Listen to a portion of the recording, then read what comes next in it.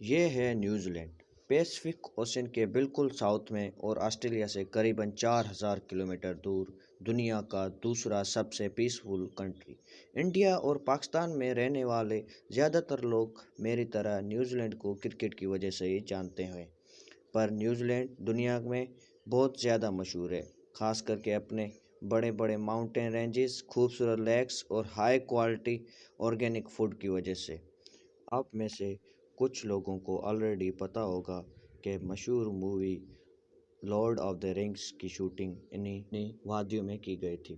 New Zealand کا موسم بالکل یوکے کی طرح ہے، ہلکی سی گرمی، لانگ ونٹرز اور اچھی خاصی بارش کے باوجود نیوزی لینڈ کی پاپولیشن یوکے کے مقابلے 7% بھی نہیں ہے۔ اگر آپ نیوزی لینڈ کا یہ میپ دیکھیں تو آپ کو نظر آئے گا کہ قریباً 80% نیوزی لینڈ خالی ہے، یہاں کوئی نہیں رہتا۔ نیوزی لینڈ کی 70% آبادی نارتھ میں رہتی ہے اور نارتھ کی بھی 50% آبادی یہاں ایک شہر آکلینڈ میں رہتی ہے۔ اتنا زبردست موسم، خوبصورت سین اور ہائی اسٹینڈرڈ آف لیونگ کے باوجود 80% نیوزی لینڈ خالی کیوں ہے؟ جانتے ہیں اس سوال کا جواب اس ویڈیو میں۔ ویڈیو کو اسکپ مت کرنا، لاسٹ تک دیکھنا۔ چینل پہ نئے ہیں پلیز سبسکرائب کر دینا اور ویڈیو اچھی لگے پلیز لائک کر دینا۔ سب سے پہلے آپ ورلڈ میپ دیکھیں تو آپ نوٹس کریں گے کہ نیوزی لینڈ ہماری باقی دنیا سے بہت دور ہے۔ مطلب آپ کراچی یا ممبئی سے فلائٹ میں بیٹھیں تو قریباً 18 سے 22 گھنٹے کے بعد آپ نیوزی لینڈ پہنچیں گے۔ سوال یہ پیدا ہوتا ہے کہ انسان دنیا سے اتنا اس آئی لینڈ پہ پہنچا کیسے؟ یہاں پہ ملٹیپل ویوز ہے۔ اگر ہم نیوزی لینڈ کی آفیشیل ویب سائٹ کھولیں تو وہاں یہ لکھا ہے کہ آج سے 1000 سال پہلے 1350 کے بیچ میں ماؤری لوگوں نے نیوزی لینڈ کو ڈسکور کیا تھا۔ ماؤری پیسفک اوشین کے ان سارے آئی لینڈ جنہیں پولینین آئی لینڈ بھی کہا جاتا ہے، ان پر رہنے والے لوگوں کو کہا جاتا تھا۔ آفیشیل سورسز کے مطابق ماؤری 13ویں صدی کے آس پاس اپنے یہ سارے آئی لینڈ چھوڑ کر بڑی بڑی کشتیوں میں بیٹھے اور ادھر نیوزی لینڈ آ پہنچے۔ یہ لگ بھگ وہی زمانہ بنتا ہے جب منگوز اور چنگیز خان پورے یورو ایشیا پر اپنا کنٹرول لے رہا تھا۔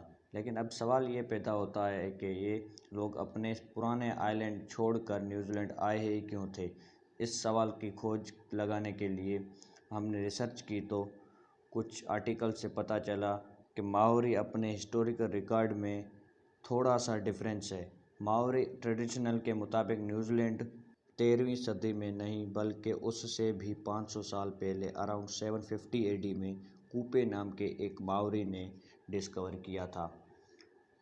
کوپے ایک فشرمین تھا جو اپنے اور اپنے ٹرائب کے لیے مچھلیاں پکڑتا تھا، مگر ایسا ہونا شروع ہوا کہ جب بھی وہ جال لگاتا تھا کہ اس کے مچھلیاں اس ایریا کی آکٹوپس کھا جاتے تھے، اس کے ہاتھ کچھ بھی نہ لگتا تھا۔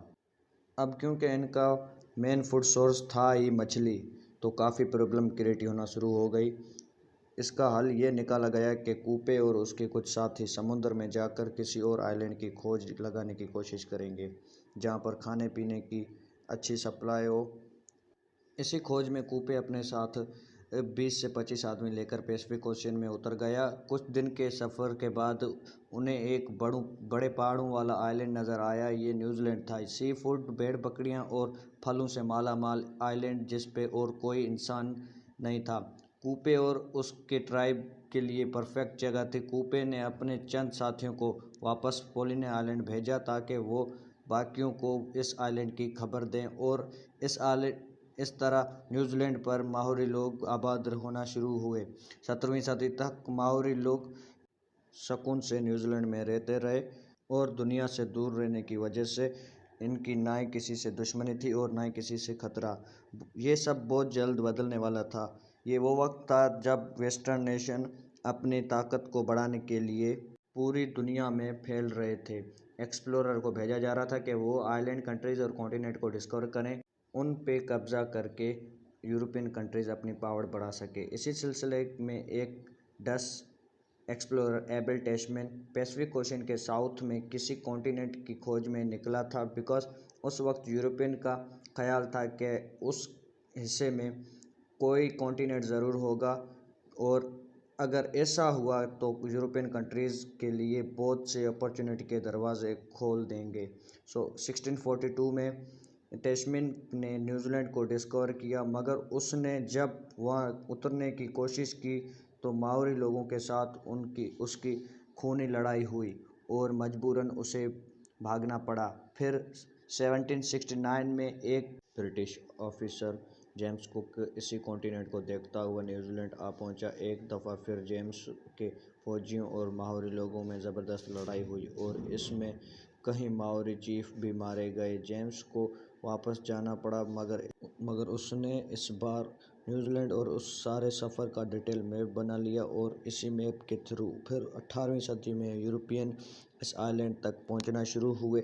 اس بار انہوں نے ماؤری لوگوں کے ساتھ بڑے سمارٹ طریقے سے ڈیل کیا۔ انہیں ٹریڈ اور پروفٹ کا لالچ دے کر برٹشرز نے ادھر اپنے نیول پورٹ بنانا شروع کیے اور پھر 100 سال بعد برٹشرز نے کمپلیٹ کنٹرول لے لیا۔ برٹشرز اور ماؤری لوگوں کے بیچ 1840 میں ایک ٹریٹی سائن ہوئی جسے ٹریٹی آف ویتانگی کہا جاتا ہے اور اس ٹریٹی کے بعد نیوزی لینڈ آفیشلی یورپ اور برٹش امپائر کا حصہ بن گیا۔ اس وقت ماؤری لوگوں کی پاپولیشن 2 لاکھ تھی، لیکن اگلے 100 سالوں میں یہ پاپولیشن بڑھنے کی بجائے 2 لاکھ سے 40,000 ہو گئی اور اس کے 2 مین ریزن تھے۔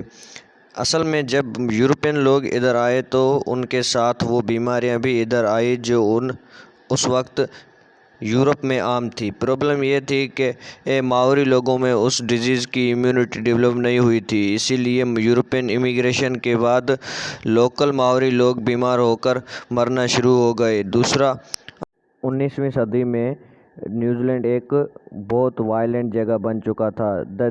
ٹریٹی آف ویتانگی کے صرف 5 سال بعد ہی برٹشرز اور لوکل ماؤری لوگوں کے درمیان لینڈ اونرشپ کو لے کر ایک سیریز آف وار شروع ہو گئی جو اگلے 40 سال تک چلتی رہی۔ اس وارز میں بہت زیادہ لوکل ماؤری مارے گئے اور فائنلی یہ سارا سلسلہ 1881 میں جا کر رکا جب ماؤری کے سارے بڑے چیف مارے جا چکے تھے۔ ویڈیو کے شروع میں جیسے میں نے آپ کو دکھایا تھا کہ نیوزی لینڈ کا اتنا زیادہ ایریا خالی کیوں ہے اور سارے لوگ ادھر ناردرن آئی لینڈ میں کیوں رہتے ہیں۔ اصل میں نیوزی لینڈ کا یہ سدرن ریجن بالکل خالی اس لیے ہے کیونکہ اس سارے ایریا پر رہنا یا کنسٹرکشن کرنا نیئرلی امپاسبل ہے۔ نیوزی لینڈ کے سدرن پارٹ میں ہر طرف ماؤنٹین رینجز ہیں۔ اس سارے ایریا میں ہر طرف اونچے اونچے پہاڑ ہیں اور زمین اتنی ان ایون ہے کہ ایون بیسک روڈ وغیرہ بھی بنانا امپاسبل ہے۔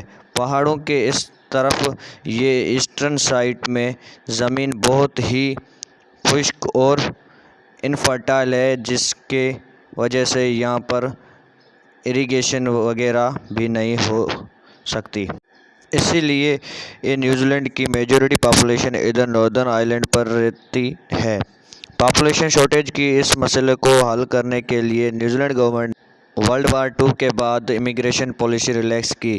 ورلڈ وار 2 کے پہلے نیوزی لینڈ میں نان وائٹ لوگوں کی انٹری منع تھی اور اسی وجہ سے نیوزی لینڈ کی پاپولیشن 1950 تک کم رہی اور اس کے بعد جب یہ ریسٹرکشن ختم ہوئی تو ایشیا اسپیشلی چائنا، فلپائنس اور انڈیا سے لوگ ادھر آ کر آباد ہونا شروع ہوئے اینڈ نیوزی لینڈ کی پاپولیشن میں فائنلی مچ نیڈڈ بوم آنا شروع ہوا۔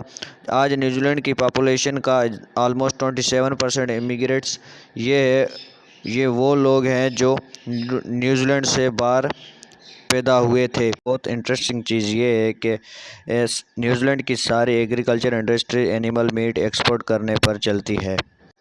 ادھر ناردرن آئی لینڈ میں بارش کی وجہ سے ایسی لش گرینری زمین ہے جس کی وجہ سے ادھر بے شمار بھیڑ بکریاں اور گائے پائی جاتی ہیں۔ نیوزی لینڈ کی پاپولیشن لگ بھگ 50 لاکھ کے قریباً ہے جبکہ ایک ایسٹرونامٹ کی مطابق یہاں پر بھیڑ بکریوں کی پاپولیشن آلموسٹ 3 کروڑ ہے اور اسی لیے نیوزی لینڈ دنیا میں سب سے زیادہ مٹن اور شیپ وول ایکسپورٹ کرنے والا کنٹری ہے۔ نیوزی لینڈ کا 95% میٹ باہر ایکسپورٹ ہوتا ہے اور 2019 میں اس ایکسپورٹ سے نیوزی لینڈ نے $46 بلین ریونیو کمایا ہے۔ اوکے گائز، ملتے ہیں اگلی ویڈیو میں۔ ویڈیو اچھی لگی ہو لائک کر دینا اور چینل کو سبسکرائب کر دینا. Thanks for watching.